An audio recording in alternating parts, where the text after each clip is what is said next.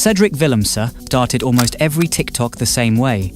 A sly wink, a slow shrug, and his favorite line, "It is what it is." Welcome to the legend of Namibia, also known as Mr. It Is What It Is, Ozala.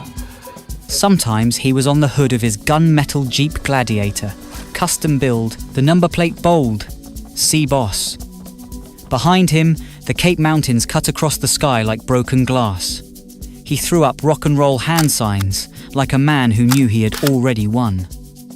Other times, he was poolside in Namibia, sunglasses on, bottles on the table, with the look of living the life. He'd pour layers of dark stout, Irish whiskey, and Amarula into a tall glass, swirl it just right, then raise it to the camera and say, "You should try this." And people did. They watched. They followed. They liked. They shared. Here was a man in his 50s, not a teenager, not a TikTok dancer, but living like one, maybe even more. He called himself the Legend of Namibia and said it like it was his birthright. To some, he was just having fun. To others, he was a symbol of success, a local hero who'd made it big. But behind the cocktails, behind the camera filters, behind the metal shine of that beastly Jeep, something felt off. Every drink he mixed, every key he turned in that engine, every lazy flick of his wrist as he toasted the screen, it all carried a weight, a rhythm, a sound. Not music, but money. And not the kind you can earn in a lifetime working logistics at a state-owned company. No, this was something else, and someone was watching.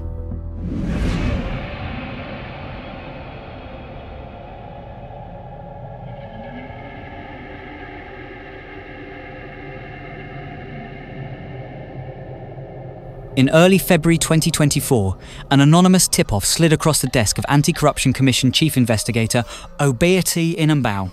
Inside were details from NAMCOR's very own audit board.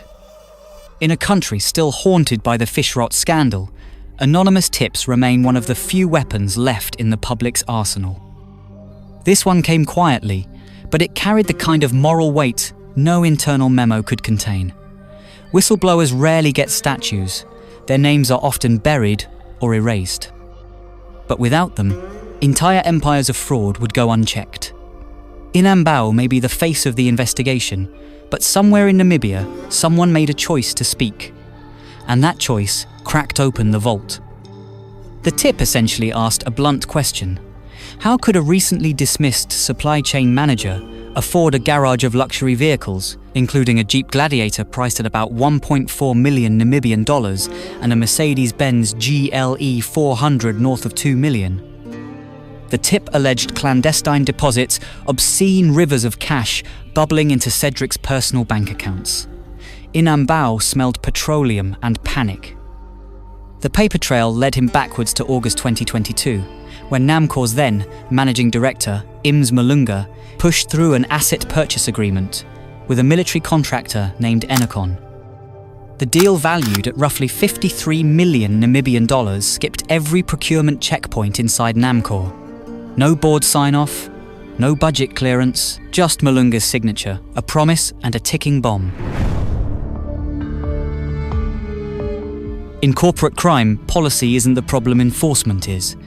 NAMCOR had financial checks. It had procurement policies. It had committees. But like so many state-owned enterprises, these were only as strong as the people willing to follow them. When executive management signed off on a multi-million-dollar asset deal without board approval, it wasn't a loophole, it was a decision. And when Willemse and others processed fuel supply orders well past credit limits, it wasn't a system failure, it was a deliberate override. Power, left unchecked, always finds ways to dress up fraud in paperwork. Part of the money from the Enacon deal, 35 million, was wired into an account co-signed by finance executive Jennifer Hamakwaya again, without the board's knowledge. It was as if someone switched off the refinery alarms and walked the vault door wide open. By mid-July 2022, Enacon and NAMCOR were waltzing in what one could easily have called a toxic business relationship. Not content with selling phantom assets, Enercon also wanted NAMCOR's fuel, lots of it. Between the 1st of August 2022 and the 4th of May 2023, NAMCOR tankers delivered petrol and diesel worth roughly $277 million Namibian to Enercon and its sister outfit, Erongo Petroleum. In return, the state entity received overdraft promises, bounced checks, and investigators believe bribes sluiced into personal businesses linked to Willemse, Hamukwaya and commercial manager Olivia Dunaiski. The money pirouetted through shell companies like Eco Trading and Quality Meat Supplies, names that sounded harmless until one noticed seven-figure transfers on the very days NAMCOR's treasury bled. At one point, Enercon used $35 million Namibian of NAMCOR's own payment to settle an old debt it owed a NAMCOR subsidiary. Anti-Corruption Commission lead investigator Obeati Inambao told the Windhoek Magistrates Court that, basically, Enercon paid its IOU with NAMCOR's money. His voice was as dry and heavy as diesel soaking into sun-baked tar. From there, the cash sprouted tentacles, $9.5 million to a logistics firm tied to Victor Malema, $1.04 million to Parkwood Petroleum Logistics, Cedric's side hustle, then nearly $1 million to his personal account. The figures read like GPS coordinates to buried treasure. Meanwhile, Cedric's social feeds bloomed. He didn't post rose gold watches or sushi on yachts. No, Cedric Willemse's TikTok persona was built on something far more casual, yet strangely hypnotic. Glass in hand, always near a pool or a fire pit, he'd walk his followers through the steps of his latest cocktail creation before flashing a grin and signing off. His videos were raw, unfiltered, and carried a kind of charm that made you forget he was a 50-something oil executive, not a lifestyle influencer. The drinks flowed, the catchphrase repeated like gospel, "It is what it is." Viewers double-tapped, unaware of the trembling superstructure below. Internally, NAMCOR's credit limit for Enercon was $15.5 million. By July, it had been overdrawn by at least $20 million. And yet the pumps kept running. It was the corporate version of filling a leaking tanker with high-octane hope. July 2025, 8 accused, 6 companies, 71 counts. Public prosecutor Basan Lilungwe stood before magistrate Linus Samunzala and argued that granting bail would be a travesty against the public interest. Cedric, dressed in a brown shearling-style jacket with thick white fleece trimming and a clean cream shirt underneath, stepped into the courtroom, looking more influencer than accused. His hair was slicked back with precision, the same signature style his TikTok followers knew well. Though the gold chain he often flaunted in videos was notably absent, the image was unmistakably him. Water bottle in hand, lips pursed mid-sip. He wore a look that flickered between confidence and quiet unease, the kind of nervous energy that leaks through when the cameras aren't yours anymore. Cedric chose not to apply for release, perhaps the first time Mr. It Is What It Is began to signal to his followers that things were, in fact, not what they seemed. It's almost a cliché in modern corruption cases. The downfall begins not with a forensic audit, but with a flex. From South African tenderpreneurs flashing Cartier bracelets on Instagram to West African politicians showing off private jets, it's the psychology of invincibility that betrays them. Experts call it conspicuous self-incrimination, a need to be seen, to be envied, to remind the world they've made it. For Cedric, the poolside cocktails, the Jeep, the sloganized persona were not just ego, they were armor, a distraction.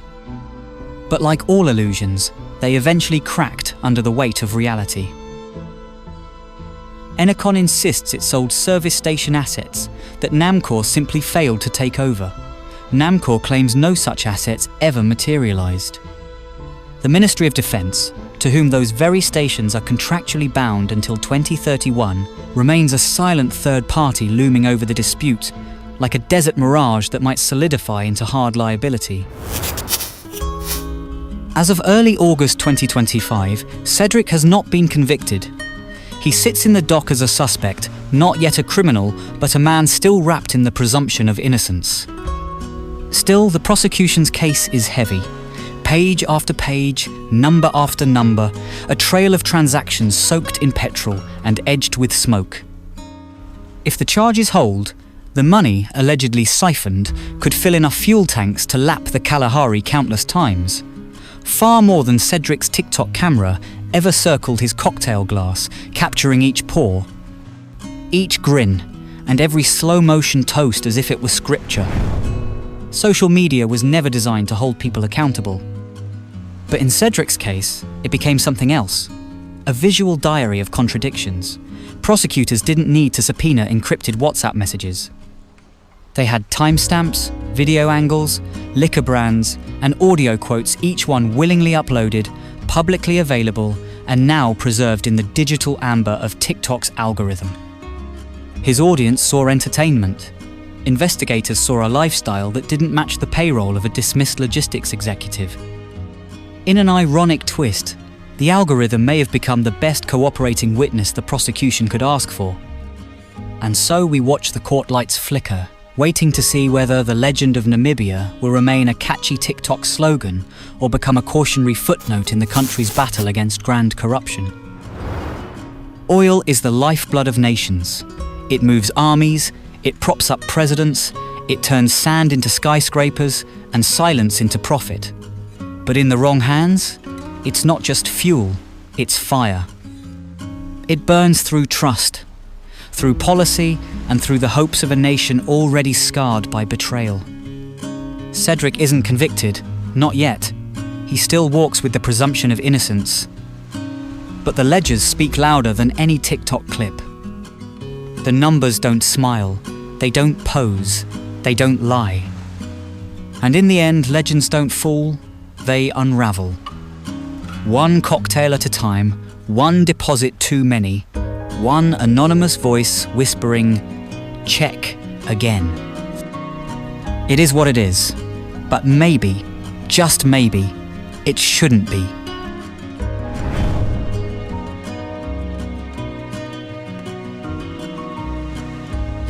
So, what do you think will happen next? Will Cedric Willemse beat the charges and walk free? Or will this be the moment Namibia draws a hard line in the sand against corruption in high places? With over 400 million Namibian dollars in question, and a paper trail that stretches across departments, deals, and drinks, the outcome of this case could echo far beyond one man's fate. Let us know what you think in the comments. Is this just the tip of the iceberg? Or is Cedric being made the face of a much bigger hidden machine? If you found this story compelling, make sure to like the video, subscribe to the channel, and turn on notifications. We've got more deep dives, more corruption cases, and more untold stories from Namibia, South Africa, and beyond. Because sometimes the truth doesn't scream, it whispers, from inside courtrooms, spreadsheets, and TikTok clips. And we'll be there to listen. Welcome to the legend of Namibia, also known as Mr. It Is What It Is. Ozala.